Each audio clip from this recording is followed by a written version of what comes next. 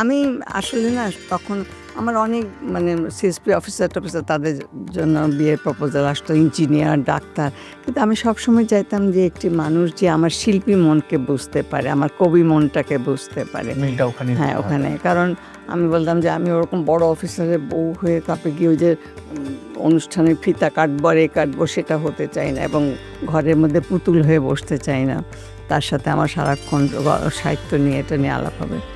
তো তাকে পছন্দ করলাম, কিন্তু আমার বাসায় রাজি ছিল না আর কি। পরে ইয়ে হলো আর কি, আমি আসলাম, এসে বললাম যে আমাকে তো অন্যখানে ঠিক হয়ে গেছে, এখন কি বল, অসুবিধা নেই আসলে। ততক্ষণে মোটামুটি আপনাদের মন নেওয়া হয়ে গেছে। হ্যাঁ। পরে জিয়া হায়দার, কবি জিয়া হায়দার, তার বাসা ছিল কাগজিটোলা একটা জায়গা ছিল, এখন আছে কিনা জানি না, ওল্ড টাউনে।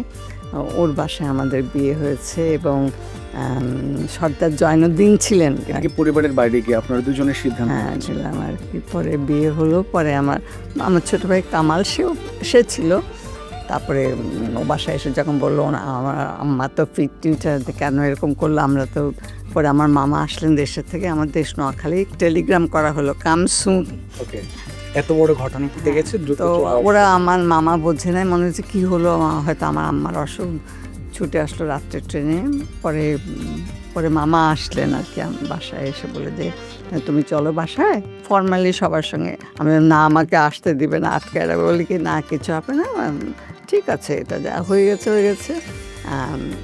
তো আসলে ফ্যামিলি দিক দিয়ে সব দিকেই ভালো ছিল, কিন্তু একটা ছিল কি যে সে এস্টাবলিশড না। বাবা মায়ের তো চিন্তা থাকেই যে মেয়েকে কী খাওয়াবে, কী করবে। মাত্র 250 টাকা তখন স্কলারশিপ পান তিনি। হ্যাঁ, তো এই 250 টাকা দিয়ে কী করবে। তো পরে সব মেনে নিয়েছে, এবং পরে তো তিনি ধীরে ধীরে ঠিক করে। চাকরি নিলেন, ভালো কাজ, মানে উন্নতি হতে থাকলো আর কি। এবং তার সাহিত্যের দিকটাকে কিন্তু তিনি অবহেলা করেন। তিনি অনুবাদ সাহিত্যে বাংলা একাডেমি সাহিত্য পুরস্কার পেয়েছেন, এবং তার 30টা বই আছে। হ্যাঁ, অনুবাদ অনুবাদের উপরে।